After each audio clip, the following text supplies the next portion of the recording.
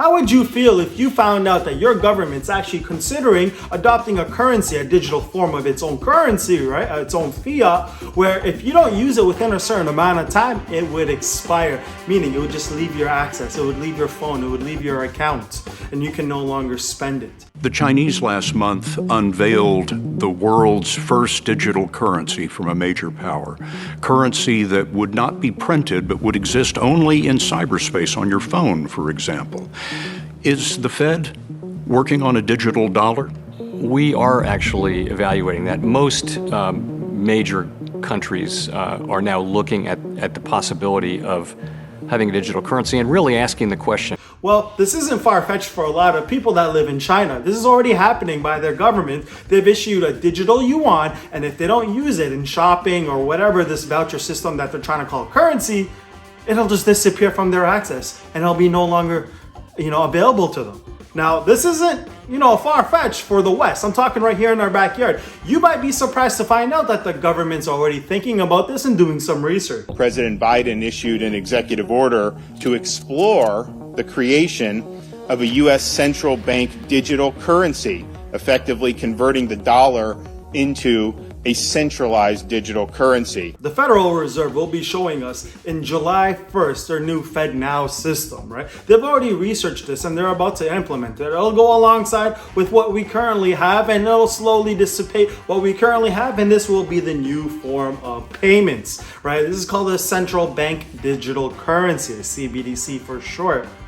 And believe it or not, a lot of countries are up to this, right? There's I think 141 countries that are actually already looking into this, if not implemented it, right? So there's a lot of countries that are going to be moving this way. So it's not just in the US and in Canada and in Mexico and you name it.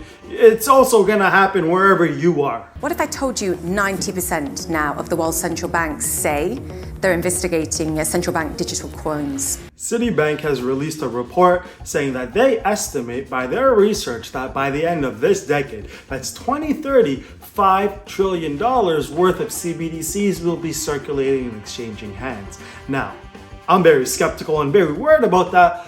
Generally speaking, it's not a good look. I'm going to be very hesitant. And I'll tell you why. By 1950, they call it the golden era of capitalism. Right? Yes, there was a lot of problems, but during that time, there was unprecedented growth and, wage increases and whatnot.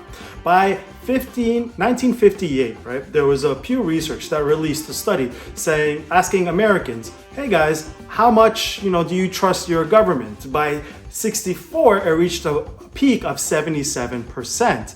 And over time, it slowly deteriorated because of the government's actions. And today we're at almost pretty much a very low rate of 20%. That means 1 in every 5 Americans doesn't trust what the federal government and their allies, the Federal Reserve and whatnot, are doing. And because of this loss of faith in the fiscal and monetary policies of central governments around the world, that led to the banking crisis of 2008. Satoshi Nakamoto and they are generally considered the cyberpunks that tech geeks that came together and created Bitcoin. Now Bitcoin is a proof of work system that was first mined in 2009 up to today. Proof of mine basically says that we're going to expend energy to secure the system so it can be revised by a central authority, a central network, or a central government.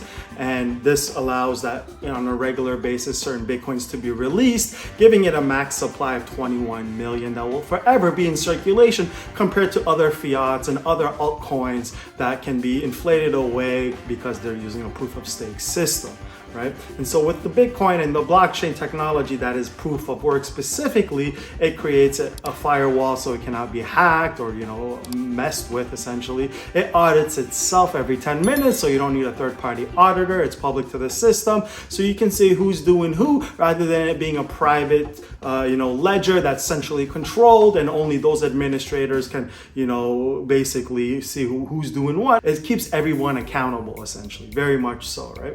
And so because of this loss that the central banks have misused and mismanaged our faith, our trust, our freedom with, and because of their poor fiscal and monetary policy, Bitcoin was created. And today we hear about its amazing monetary phenomenon that came about. It's as, as beautiful as it can be. And there's a potential that it may save the world from all this corruption. But that does not prevent other governments coming up with their own systems, right? CBDCs and, other institutions coming up with their own version of CBDCs. That way it's a multi-layered intergovernmental organization that are working together to prevent your privacy, your freedom, your liberty, your happiness as well, right? They want as much control and as much surveillance and as much options as they have available to you. Now, they might not have to execute those provisions today, but they want the option one day if something goes wrong and they don't like it, they can just switch off that ones and zeros that they control themselves and is not publicly generated and publicly invested in as Bitcoin is. So in today's video, I'll be sharing with you how CBDCs are being adopted by many countries and how intergovernmental organizations will be connecting all their CBDCs for, a world of CBDCs depending on the jurisdiction and countries, and how that can affect you and how you can preserve your own liberty, your own freedom, and your own peace of mind with your own Bitcoin, and why Bitcoin should be used in conjunction with this. Just saying, but let's get right into that. Now, I'll be explaining what CBDCs are and the new Fed payment system that will be implemented in July 1st. They're not actually the same, even though a lot of people are saying that they're same. One's a payment system and one is a currency. So let's get right into that. This new payment system will make it so that businesses and people will be able to send and receive instant payments 24 hours a day, 7 days a week. It's because funds will be able to settle within real time and it'll just take a few seconds. So here's a quick example of how this will be implemented and used. Let's say that you're a coffee shop owner and you want to make a delivery on some coffee beans. Once you got a request a payment from your supplier, you would pay through a participating bank like your credit union, and the coffee bean supplier would instantly receive your payment. On the back end of things, your credit union would send an ISO 20022, which is a digital form of the FedNow system, which would validate it and send a message to the coffee beans bank that's receiving. The bank would then confirm in real time and it would receive the payment, and the FedNow service would then debit and credit the money and then send a message to both banks that the settlement was completed. So that may sound daunting to a few of you guys, and there is a lot of moving parts to this, but essentially compared to today, it's more instantaneous, right? Compared to using all this money, all this intermediaries, and all the time that is wasted. And this service will eventually apply for things like bill pay and for sending money from one account to another. This will be super helpful. For example, if you have a utility bill that's due on that same day and you want to pay it right away without paying for late payment fees. Now, eventually the federal government and the Federal Reserve will want us to use this when it comes to like peer-to-peer transactions or point-to-point transactions, the same way we use like Venmo or Cash App or you name it, unless you're like in Canada, where I think you guys are still using e-transfers. But besides that, if the Canadian government has their own CBDCs alongside the FedNow and their own CBDCs here in the States, it'll be peer-to-peer or point-to-point transaction, which will settle feels like instantaneously, and that will be adopted by a lot of people because the system is so damn old that we use today. Now, these services that are offered by CBDCs will generally be only restricted to those jurisdictions. So Canada will have theirs, the States will have theirs, and so on. But they won't be able to cross-react with one another unless you have sort of like a FX of CBDCs, which we'll get into later in this show. So that's generally the FedNow system. It will be phased out in many increments. The first phase will take place in the beginning of July 1st. I believe in April there was a certification that allowed entities to pre-qualify ahead of time as well. So that will be in conjunction, the FedNow will be in conjunction with CBDCs. Now let me get into CBDCs. We're already seeing CBDCs, central bank digital currencies, taken over and being looked into by so many countries around the world. 11 countries have already launched their own digital currencies, including the Bahamas with their sand dollars, Jamaica and Nigeria. 18 countries are in the testing phase, 32 countries are developing their own right now, and 39 are trying to figure it all out. And researching, only 15 are inactive and 2 are canceled. But all in all, 114 countries representing 95% of the world's GDP are in some way involved with this this process, including the US. So you're probably saying, Basil, listen, man, we already use digital dollars. I don't know what you're talking about. Well, that's a good point. What we're using today on our phones and our smartwatches when we go to grocery shopping or, hanging out with our buddies is actual claim. The fiat that we have in our access to is claim on the money that we have and not the actual settlement of it. A true digital currency differs by the system we have today because it would settle right away in the CBDC ideal world versus the fiat system that we use today with our Cash App and Venmo and banking transfers, where it's a claim that has to be verified by a third party that says, okay, we can settle this and that'll take a few days. And that's mainly the big difference between us and currency today is the IOU claim, and it has to still be settled for that currency versus the CBDC world where they want to settle it instantaneously and there's nothing to claim because it already been settled. This may sound like cryptocurrency, but it's completely different. CBDC may or may not use blockchain technology, which is just a distributed ledger technology, DLT for short. And cryptocurrencies could be really bad for you and still use the blockchain, or they could be really good for you that are using the blockchain, like specifically Bitcoin, because it has max supply, proof of work, and all these other things. But CBDC differ because they're generally controlled by a central bank, a private entity, and working with the central government of that country as well. So that means it's on its own private ledger that the public won't have access to view, and they'll be able to turn on, turn off these rails and the network effect that they will be within their jurisdictions to control. Now, CBDCs are just fiat. It's just the dollars that you have, but now the system has been upgraded where the fiat is instantaneously settled, and they may or may not have provisions in that CBDC world to allow you to spend this or spend that or go here and use it for this on-ramp and off-ramp, and hey, you missed your taxes, so we're gonna grab it. They may have all these bells and whistles down the line. There's no verification of any of this yet. It's still very much theoretical, but the government has been known throughout time to basically use any means necessary for its bottom line. It's very much is a fiat system, so central banks will be able to, quantitative ease. They'll be able to expand the money supply and buy treasuries or, some version of mortgage-backed security or whatever their heart desires. But in that same way of controlling money we have today, the currency system, CBDCs will also be doing quantitative tightening to restrict the amount of currency that's in supply. And this will help a lot of banks, avoid failure, or it would help, manage books as well. Now, nobody can really say they fully grasp the system of our monetary and fiscal systems that we have today, with the dollar hegemony around the world and what's happening with the euro dollar and other treasuries and whatnot. The central banks will be able to see how participants are using that digital currency, right? So it'll give them more insight and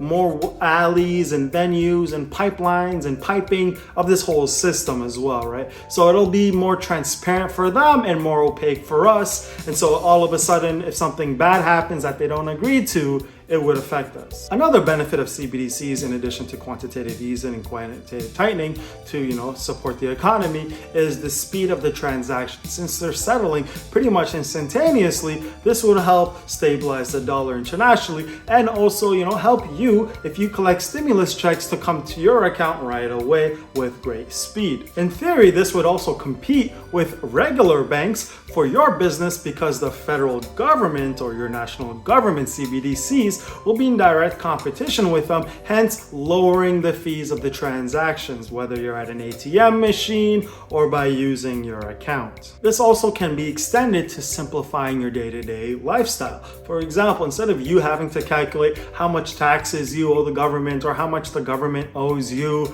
well, with this, no privacy system, essentially they can issue you your tax refund or they can withdraw your taxes from you depending on what you owe or what your balance is with them. So you can see there is some positives, but let's get into the not so positive areas. So what the central bank digital currency is all about is surveilling Americans and controlling behavior of Americans. And how do we know? Because we've seen this happen in other parts of the world. To me, it makes sense why people are very skeptical, because we can see what happens when an authoritarian regime or some sort of person that has too much political power starts to enforce their doctrine on the masses, whether they like it or not, right? Like we saw with the truckers that were approaching Ottawa. CBDCs will be tied to your digital ID in the future, and this will affect your credit score the same way WeChat and the digital yuan in China is affecting their credit score and their behavioral pattern as well. But we also see that it's not only in China, we're also seeing in Nigeria, the Naira is, there's hesitation by the populace, to put it nicely, to adopt this, centralized ID CBDCs, because it's taking away quite a bit of fundamental human rights from the Nigerian people. Now, I know some of you guys are saying, listen, man, we're in America, we're not in Asia or in Africa, so that definitely won't happen to me.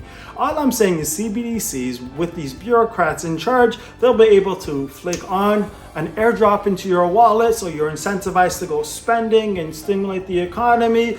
But the other side of that coin is they'll also flick that off and say, you know what, you didn't use this money in time, here's an expiration, or you know what, you jaywalked in the middle of nowhere and that costed you $350, and there we go, thank you for being a good civilian. And that flick of a switch capability isn't unprecedented. We see this happening in China, and we know that here in the West, we have leaders that look up to China. And if you guys are saying, listen, man, that's not gonna happen here in the States, that's some, Canada stuff, that's some Chinese stuff, man, that won't happen here. Well, do you remember what happened on April 5th, 1933? Franklin Roosevelt basically had an executive order from his office saying, all persons have to give our gold. That's my goal now, I'm nationalizing it. Paraphrasing, but that's what they wanted. So yeah, bureaucracy overreaching to confiscate your valuable hard-earned wealth isn't unprecedented here. So what would happen to the people that didn't give up their gold certificates, gold bullions, and gold assets? Well, they would be fined per year, not one time. Back then, the median household income was roughly $3,000. You were charged $10,000 per year if you held your gold, or you go to prison for 10 years. Adjusting for inflation in today's market, that's, with today's median income being $60,000, that is $180,000 per year, or 10 years in prison if you don't comply to an executive order saying you no longer are allowed to blah, blah, blah, blah, blah, whatever they feel like. And that's not the only time the governments and their allied partners, private companies, abused, their power. In 2010 to 2012, the IRS was strictly targeting the Conservative Party for tax evasion. Now, later on, the IRS did apologize for targeting for those 2 years the Conservative Party members for tax evasion. So this sort of sets a precedent that it's not really unheard of that bureaucrats tend to, overstep and use their power for, not for the benefit of everybody. So when we see there's a bureaucratic system that has the capability due to technology to enforce their agenda, there is a pattern that they will exercise that technology to achieve their goals. So just be careful. I understand technology is moving at a very fast pace, and it's hard for any of us to keep up with, machine learning, AI, blockchain technology, this, that, and the next. So it's quite daunting for so many people. I completely get that.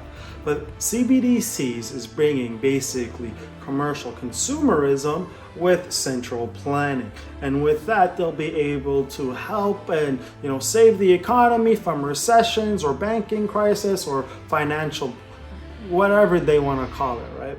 And it's also bringing them up to a global stage of globalization. Even though there is a movement for deglobalization, this will help allied nations like NATO to do business with one another and settle right away, rather than things taking pretty much have to go on the Titanic and you have to wait for it to come to your shores in order for that to settle the bill. Ideally, this innovation with the CBDCs and FedNow system would keep the US in its frontline position as the dollar hegemony remains top tier. Now, the government, with the three branches, the legislative, judiciary, and executive order, had plenty of control over the populace. Now, with the CBDC, they're just adding another tool in their arsenal, right? So it's not like they were ever in short supply of control. Now, governments around the world are issuing and looking into their own CBDCs. So why would the US or Canada or any other country want to be left behind? This is a new frontier. And we're going to get into that a little bit more. The WEF, the World Economic Forum, has also shared, the guys from Davos have also shared that if countries don't adopt a CBDC and look into it, they're going to be left behind. Now, with the guys in Davos feeling this way and they don't really like Bitcoin and what El Salvador is doing by nationalizing Bitcoin, and there's probably going to be other countries down the road, 100% they're also going to be nationalizing Bitcoin as a legal form of tender currency in their country. I'm purchasing more Bitcoin. Yes, I know everyone can see the blockchain, it's public, it's pseudo-anonymous, this and that, but guess what? There is no max supply for these other cryptos. I can memorize 12 private keys to access my cold storage or 24 private keys to access this, my money from anywhere around the globe. So you don't get that kind of security, unconfiscatability, and everything else like that with other cryptos or other CBDCs. So that's what I'm doing with my personal money. Speaking of other cryptos and other CBDCs, there's an international organization that's working with so many countries around the world, in Asia, in North America, in South America, in Africa, in South America, in Europe. And you're probably thinking, yeah, that's called the IMF. They work with multinational governments. And, there's the Bank of International Settlements. These are, policy makers and policy enforcers. I'm not talking about those guys, because I know those guys have something called the special drawing rights, SDR. That's a basket of fiat currencies for their participating nations that help them transact with one another. But now I'm talking about CBDCs in this specific video and the CBDC equivalent to that system. Now, this international company, right, that's working with multinational governments, internationally speaking, is called Digital Currency Monetary Authority, the DCMA. It's ran and completely owned by Daryl Hubbard. I'm the 100% owner in DCMA. I'm the 100% owner in UMU. I'm not taking a dime from outside money at this point. This project has been ongoing for 5 years. Because we see ourselves more as an NGO government organization, we don't do a lot of public appearances. We don't do a lot of conferences. We get requests all the time to do conferences. And we operate as what we call a CAO. So in the blockchain, this decentralized world, they have what we call DAOs, decentralized autonomous organizations. We operate what we call a centralized autonomous organization. And we don't allow we have over 100 employees, freelancers, or individuals in over 13 countries. And now we have NDAs with each one of them, and they are not to ever disclose. They work for us on social media, on LinkedIn. You will never hear about anyone working for our organization or involved with our organization unless we allow them permission to. So Daryl Hubbard, the savant in computer sciences, has got very adept into his practice and his craft, and he's put together this CBDC so countries can basically settle with one another using an intermediary called Uniform Monetary Unit, right? This Uniform Monetary Unit, known as Unicoin, UMU, is the ticker. Actually, all CBDCs, they just mirror the fiat currency. It's just another digital manifestation of this fiat currency. We are an international CBDC, which is really more of a money commodity. So we, on a regulatory model, we comply with the Commission on Commodities, Futures and Trade Commission. But as a functional matter, we function as a CBDC. So we get the best of both worlds, a money commodity as well as a functional requirement as a CBDC. So we get the best of both worlds. We please the regulators and we give the crypto community opportunity for an innovative store of value that can make significant value over time. Hubbard believes that the world right now, it has a lot of problems with the banking system, which we all agree with, right? It's very slow, time consuming, it's very expensive as well. What we do change is the mechanics of how correspondent banking works. That's where the opportunity is. Correspondent banking is very slow, very costly, very inefficient. And we came up with a whole new model how we can do correspondent banking very fast, very efficient, using one shared ledger, but we can settle in any currency. And that doesn't happen today. So we're not disrupting the central banking system. we're disrupting the correspondent banking system. So he basically put together a company that uses AI to arbitrage foreign currency exchanges. I'll let him do the talking. With the UMU, we offer the best, we guarantee the best FX rates for cross-border payments, where most banks do FX minus, meaning say to send $1 is 20 pesos in Mexico, right? 1 to 20 MXN. Banks may offer you 1 to 19, so they make that 5%. In our case, we may offer you 1 to 21. We offer a higher premium of FX than the market can bear. And the reason why we do that, we are experts in AI, foreign exchange, and when people buy UMU, we generate yield from that in the FX markets, and we give that yield back to them in premium FX rates. So our idea is to offer banks, fintechs, and trading partners the best FX rates over any correspondent banking system, whether it's Wells Fargo, Bank of America, Chase. No one would beat us on FX rates. And we will actually offer our FX rates to the banking industry and at a premium to Forex market. And that will drive demand for UMU. So that's what we call a continuous demand monetary system. People would buy, fintech companies, banks would buy FX from us because we can send money around the world faster and cheaper than any bank in the world. Now this universal monetary unit, the UMU, that this DCMA will be using, is essentially, could be used by many governments, not saying they are using it, but it could be used as a framework for their CBDCs. There's a lot of problems around the world. There's many people that are banked and unbanked and tax remittances and you name it. There's all these issues around the world with the monetary policy. We implemented 2 forms of cryptography, point-to-point and peer-to-peer. And the industry really needs to understand the difference between the two. Peer-to-peer goes through a ledger. Point-to-point is like physical cash between 2 people that has no ledger, other than the ledger of the 2 phones that's involved.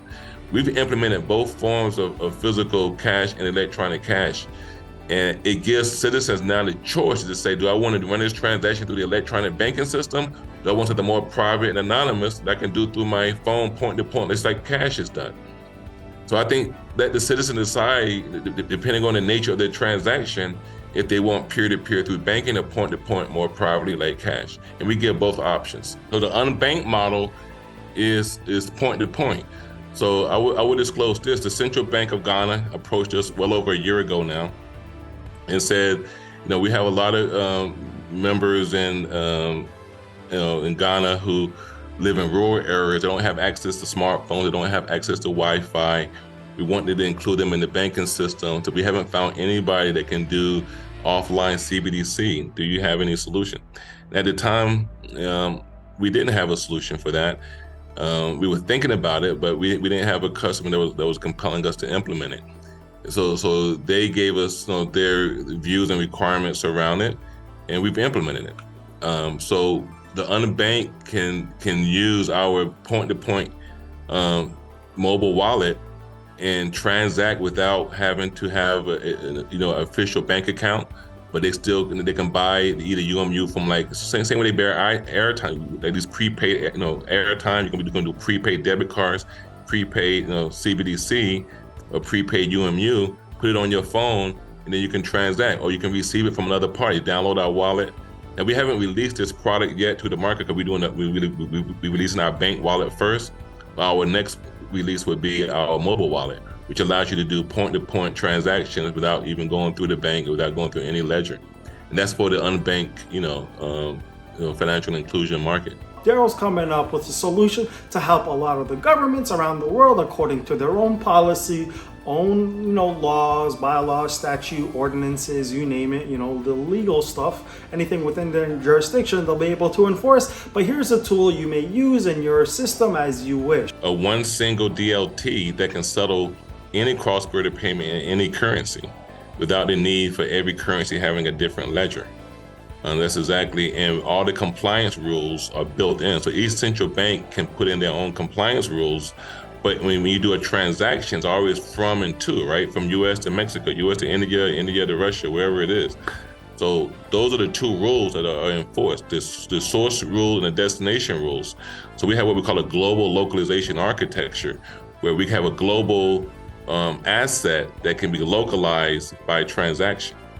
So it's a pretty impressive type architecture that we can implement without having to have a different ledger for every single currency. Whether it's China or Canada or Mexico or Ghana, you name it, your system needs something, I got you, is what Daryl was saying with the UMU currency. Daryl is very agnostic in his political view. He wants to not be, in any East or West allegiances. He's just very neutral, as if it's just like a program, like ones and zeros. That's his bottom line. He's not trying to get rich. He's trying to leave a legacy behind, and for the world to use UMU. That way they can, settle with one another, and the world is interconnected at a greater stance than it is today. Now, his goal for UMU is to be a tender like commodity currency. Banking holds $20 trillion plus dollars.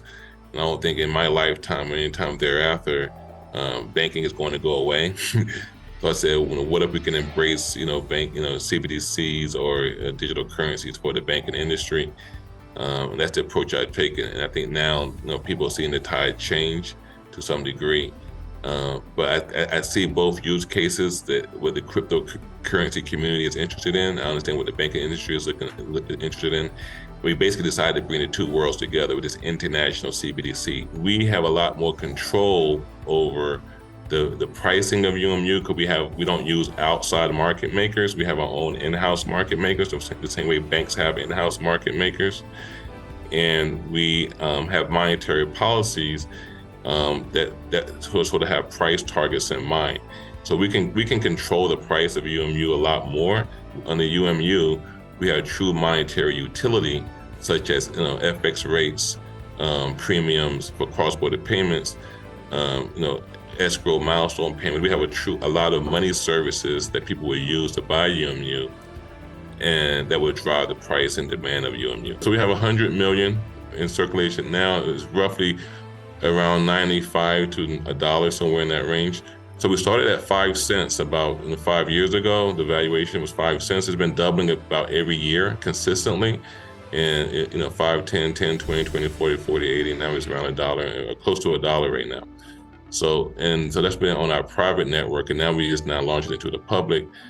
And we'll see what the future holds. But based on our monetary policy, we expect our past performance there's no guarantee, but we expect our past performance to pretty much model the next few years of future performance as well. We cannot guarantee that.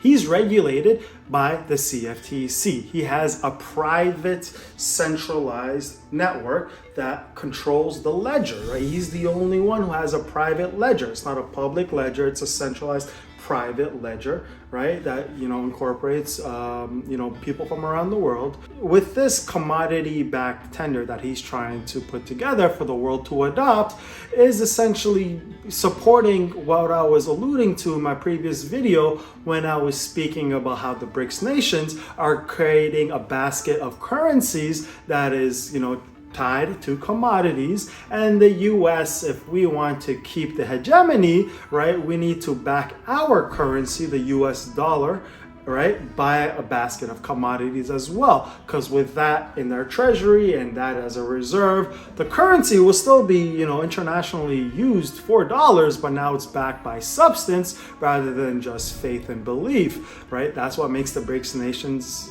have some, competitive advantage against us, is that if they do follow through with a commodity-backed currency, UMU may be able to have that linkage between the West and the East if both are backed by their CBDCs and commodity-based, CBDCs.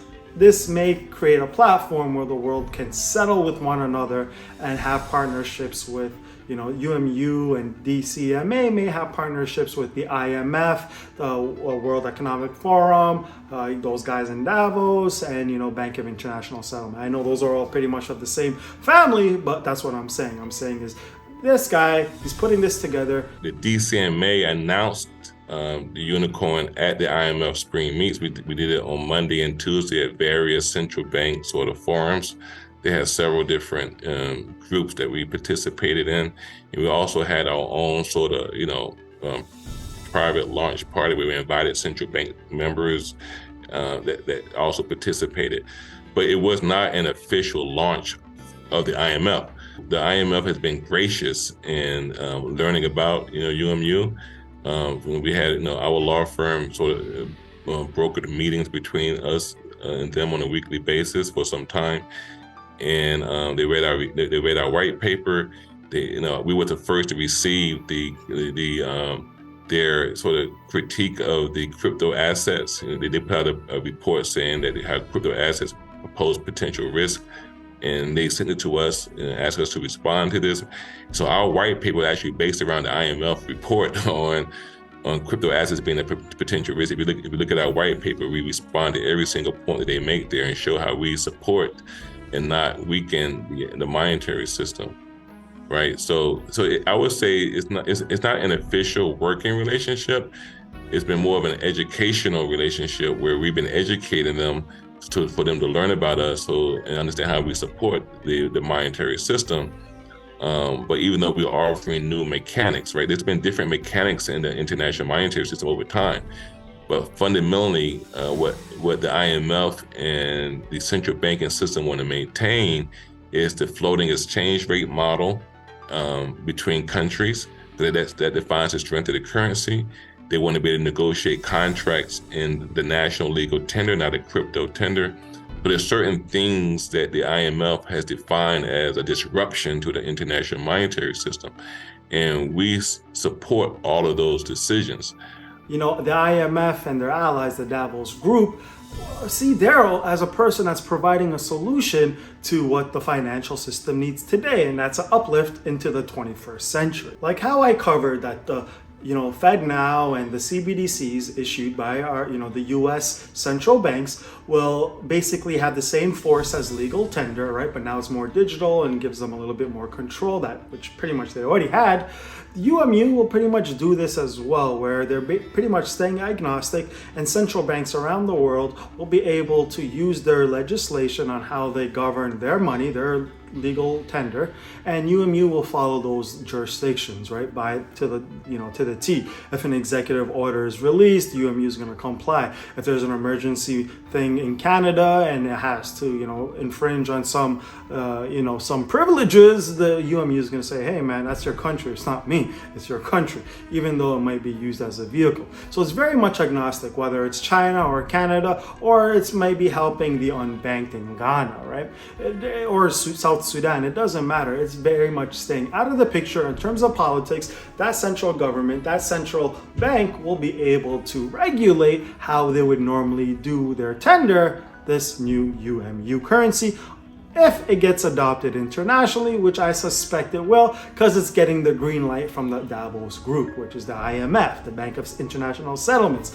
the World Economic Forum, and all their, that whole bureaucracy as well. The reason I think UMU holds a really good chance of being adopted by international governments and international organizations is because of what they're doing with their arbitrage system and their AI system for foreign currency exchanges. So how will the DCMA approach governments, you may ask, and pitch to them? Well, we see right now Brian Swan, the former Deputy Chief Data Officer of the United States Treasury, has already visited the DCMA and checked their stuff out. They checked out the UMU, and he likes it. He gives it the green thumbs up. He's saying, listen guys, these guys are able for us to use their currency and still do all the stuff that we want to do in terms of compliance rules. It still takes care of AML and KYC and sanctions. And this gives us, everything that we already do, but now here's this privately owned by Daryl, 100% ownership that he has, and he has full access to the ledger. We can run our executive orders as we wish, and he'll have to comply, not because it's him, because it's the actual product that Daryl has made, even though he's a US citizen.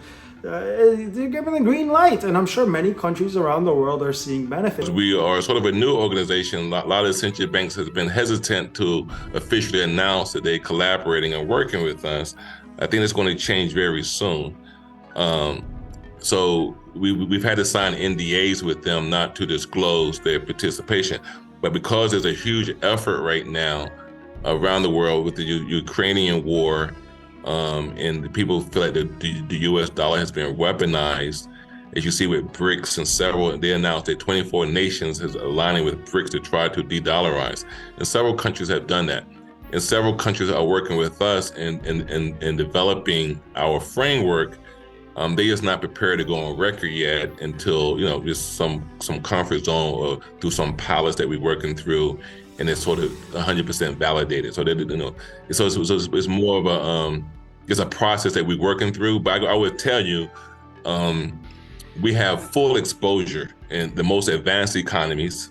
Our relationship, I shouldn't mention too strongly because I don't want people to think I'm trying to advocate, but I don't think you're going to find any cryptocurrency in the world that has a level of relationship that we have with the U.S. Treasury, the U.S. SEC, the Commodities Future and Trade Commission, and governments around the world. Our relationship is very solid and very strong in North America and South America, Asia, and Africa. Okay, probably the only continent we haven't hit yet is Australia and Antarctica. Other than those two, we have very solid, working, regular, weekly relationships with central banks around the world.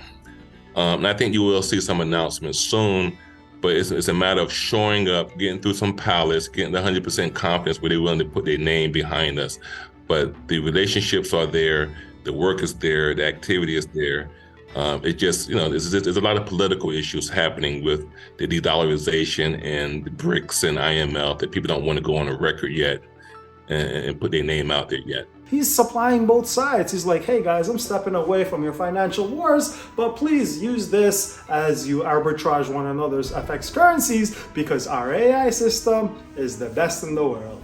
Now, I don't mean to sound lip about it, but this also works for the good guys too, right? So we see that Texas and Florida are actually, leading the charge in terms of having currency backed by gold against, the Federal Reserve. Now, if the Federal Reserve eventually turns around and starts having a commodity-backed currency, then we all win, right? But we see the charge being led by Florida and Texas. We see in Texas, actually, there was 2 previous attempts to have a currency backed by gold, right? So that's really promising. If this works out, this will empower so many businesses and families and people to have something worth of substance in their pocket rather than just the receipt of a receipt of a receipt. So essentially, the money that we have in our pocket today is when I say a receipt of a receipt, imagine when we used to have gold backing our currency, you can actually have the gold in your hand, like a dollar, right? Or a silver dollar, right? That's like having a TV. You're the owner of the TV, right? But you don't want to rock around with the TV. You don't want to rock around with a bag of gold either, because, back in the day, people used to cut that bag and run, right? They'd have a stash. And so what people said, hey, instead of lugging all this around, let me go to this person that has security, that has built a name in our community, and let me put the money there. They will charge me something for providing that security called a redeemable to that gold or to that silver, right? It was a redeemable for gold currency, and that was the receipt to that gold. That was a gold certificate and a silver certificate. That's actually paper money, not what we're about to talk to next. So that is the receipt to the TV, right? You have the receipt, you left it at, Best Buy, you're gonna go pick it up next time, right? But you're the owner of that TV, you can give the receipt to somebody else and say, hey, I have the receipt, I wanna pick up my TV. Bada bing, bada boom. Now what we have today, once FDR basically closed that gold window in 33, is we don't even have that receipt anymore that is entitlement for that TV or that gold or that silver. What it is now is they're just printing up receipts that look like that receipt but are completely different, right? They have the image of George Washington, it'll say Federal Reserve note rather than, actual backed by, gold certificate, right? It's fiat. Right? If you look into the dictionary, money, it does not include bank notes or debt instruments, right? And so that's why there's a national debt. We keep printing currency and then debt keeps increasing because it's not backed by anything. It's all in faith, right? Of the Government Ordnance Division, of God, God, right? And so today we're walking around with receipts that are not backed by anything, not even by that TV, not by gold, not by silver. So having a commodity-backed currency gives the people the power because it makes the government have to purchase those commodities to issue more paper money. Now, if they don't issue paper money and it's all fiat, right, like what we have today, then the problems that we've seen in empires issuing fiat and debasing their currency will eventually collapse an empire. Now, we can learn from our history and prevent that by bringing back a commodity-based currency, or we can keep doing this and the elites will continue to, do what they're doing. The middle class gets destroyed, the impoverished will gain in numbers, and there's that whole chaos that will happen with a democratic government where it'll lead to anarchy. So this is very exciting when we're hearing that there's a few states like Texas actually willing to back up their currency by precious metals. This is huge. This is taking responsibility and acting like adults once more without being blindsided and having faith in officials that we may have elected, or they appoint somebody and they appoint somebody, and then all of a sudden there's unelected officials that are doing things that are just helping their buddies and not really helping the country. This is really exciting because if Texas actually passes this bill that has been introduced by the House of Representatives, this will change quite a bit the history of how things are progressing here in the States, right? So imagine if the Treasury actually does, for Texas, have gold bullions, and the comptroller gets to, have issue digital currencies that are actually redeemable for those bullions. This is huge. This will change the game. If you can redeem and you can get troy ounces, amazing. That is how it should be, and that might actually save us from the doom and gloom that everyone's sort of planning, and it might actually help the generations down the road who has been receiving the can that's been kicked so many times towards them, and we might actually have a plan in place to lower the national debt by accumulating resources. Once upon a time, the US debt clock used to have the difference between gold that was issued and the dollar that was issued, and it would show you that ratio. Now it's been removed. But if we can see that, you'd get quite a bit of dollars for the gold that you had, assuming that gold was never taken away to back our currency. We kept creating dollars. If we actually still held that gold reserve for those created dollars, our gold would inflate quite drastically, because instead of you just paying US dollars at your local restaurant, now the dollar that in your hand is backed by gold, it's worth of substance, right? So as they print more dollars, the value of that gold would inflate because they're just printing dollars, right? They're not printing gold. Gold, you have to do proof of work. You have to go per effort, and nature's proof of work is gold, like how today's digital era is going to be in the network of the internet, and everything we have is going to be Bitcoin, that proof of work. In nature, it's proof of gold. It took a sun to collapse, and then, however gold is made, there's a lot of effort in gold in there, right? With that specific capacity it has. Now, if we did not have FDR close the gold window and the convertibility with Nixon in 71, the dollar would be so unvaluable because we would still have a gold-backed currency in our economy. And when the national debt was $30 trillion, we can see gold and silver was quite expensive compared to the fiat dollar we have today. Now they removed that from the clock, so you don't see it anymore, but you can imagine it's worth a lot, assuming the currency was still backed by gold. Right? If everyone had to transact in dollars that was backed by golds, it would give us these values. But since they're not anymore, and everyone thinks of gold and silver now as something that you would hedge rather than something that you would spend, it's a completely different mentality. But they kept the clock recorded until recently, once they removed that. But you can see it made a difference. All right. So let's have a look at this bill. All right, so we have the Texas House Bill 4903. This has been introduced on May 11th, which is really exciting. This is to have digital currency backed by gold. Very cool. So to establish this, the comptroller shall establish a digital currency that is backed by gold, so that each unit of the digital currency issued represents a particular fraction of troy ounce of gold held in trust. That is amaze balls. Yes, let's go. All right, excuse my language. The trustee shall maintain enough gold to provide for the redemption in gold of all units of digital currency that have been issued and are not yet redeemed for money or gold. That is amazing. So this is great because it may potentially have our currency backed by substance, particularly gold. Now let's see how we can redeem our cash. All right, so let's have a look and where we can redeem our cash for gold. Here it is. Redemption of currency for money. Notice currency and money mean different things. All right, anyways. On receipt of a person's request for redemption, 1. They shall sell from the gold held in the depository account a fractional number of troy ounces equal to the number of units of the digital currency being redeemed. I love hearing we can redeem it. 2. Provide that person an amount of money equal to the amount received from the sale of gold.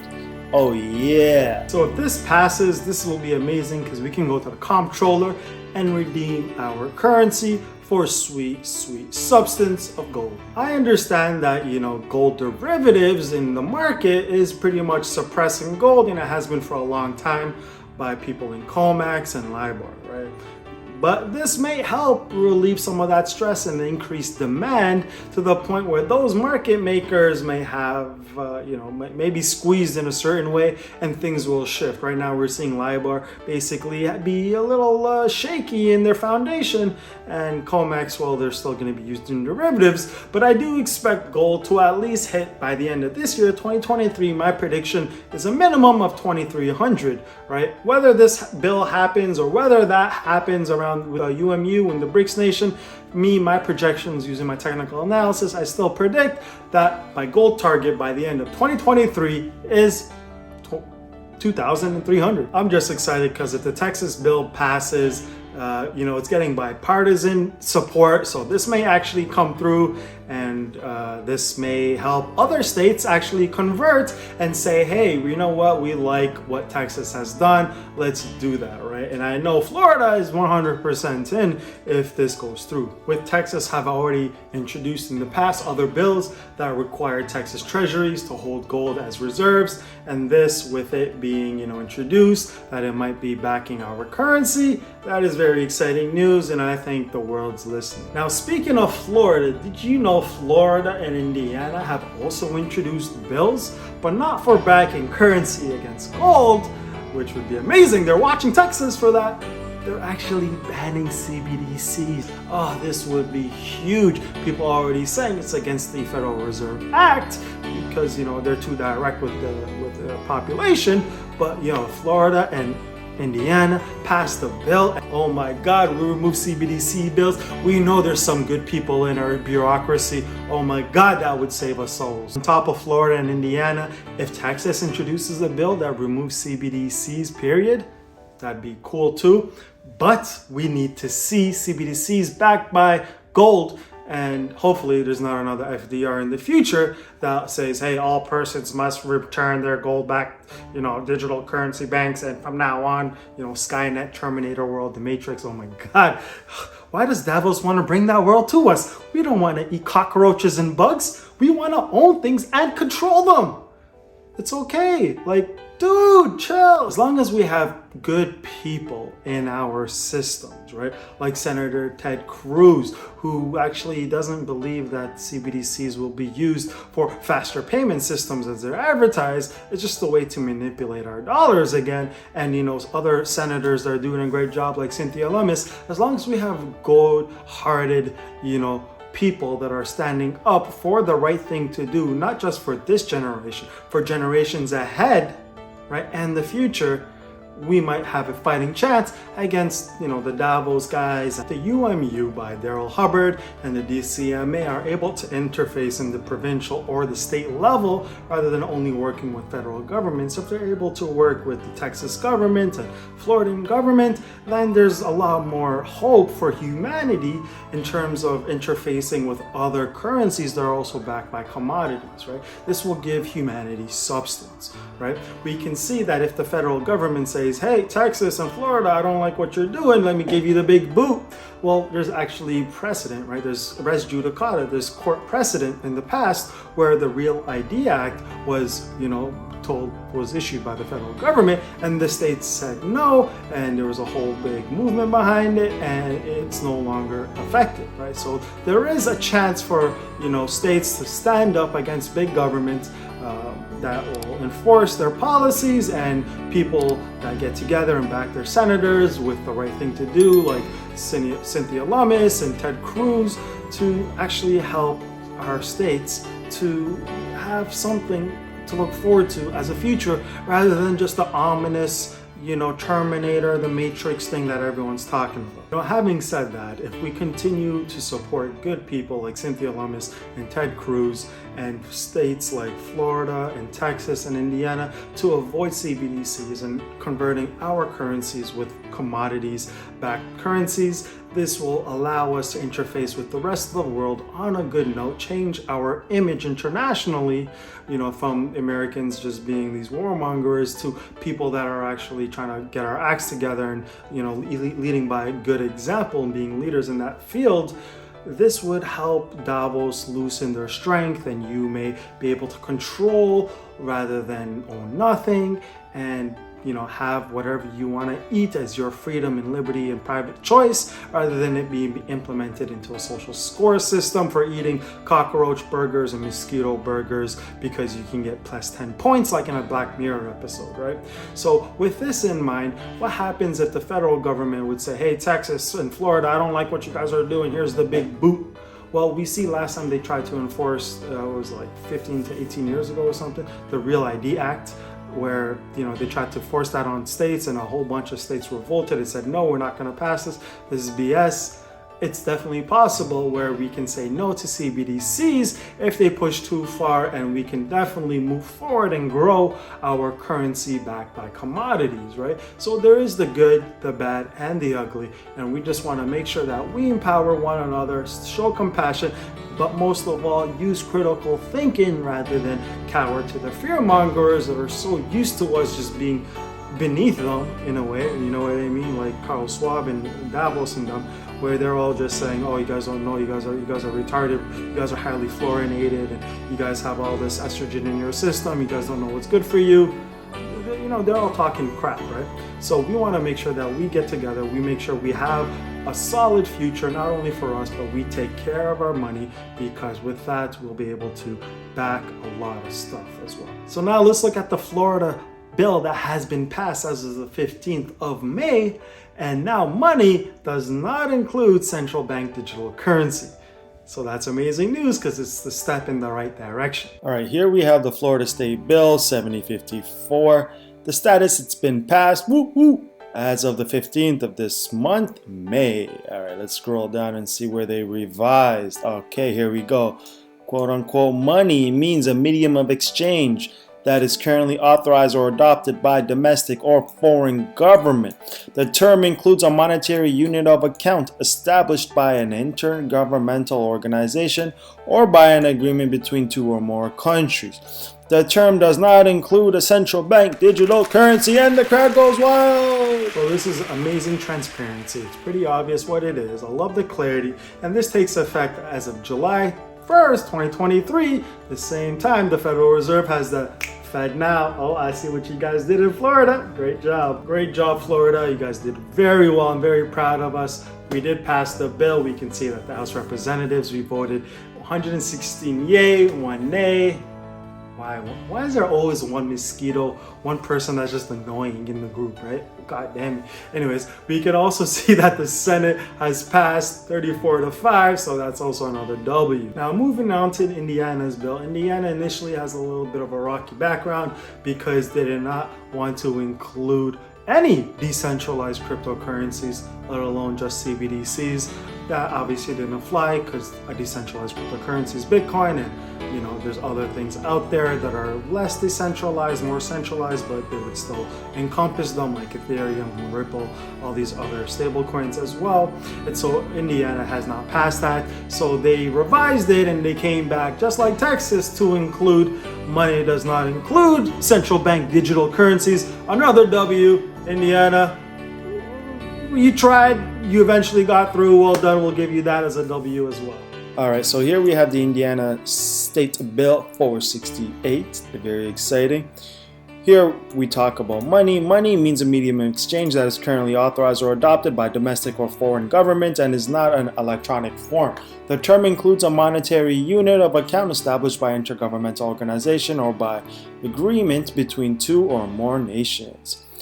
The term does not include a central bank digital currency that is currently adopted or that may be adopted by the United States government or a foreign government or a foreign reserve or a foreign sanctioned central bank. Let's go. So we see Indiana's bills first taking effect on July 1st, so that's very exciting. It will harmonize with Florida, and it'll also be the same time the first rollout phase for FedNow. Now, there was a lot of stuff covered here, right? From the central bank digital currencies, a little bit about touching on Bitcoin. We had, Daryl talk about UMU and how that's sort of going to be working with other governments around the world. And then we got into, gold-backed currencies and commodities, backing our currencies potentially, and also banning CBDCs as well. So very interesting politics. The world's is entering this new phase of technology, this new phase of financial liberation or oppression. Let me know where you stand down below. Are you with commodity-backed currencies and the rights and freedom and the liberties that human rights should have? Or are you alongside more Davos, where you should just listen to authority and you don't want to overthink about too much and you just want to eat, sleep, and essentially whatever they want you to do, right? So if you made it this far, make sure to hit that like button if you learned something new. Thanks for watching till the end. Subscribe if you haven't. Thank you for watching the Financial Almanac. I'm Basil. I'll see y'all in the next video. Peace.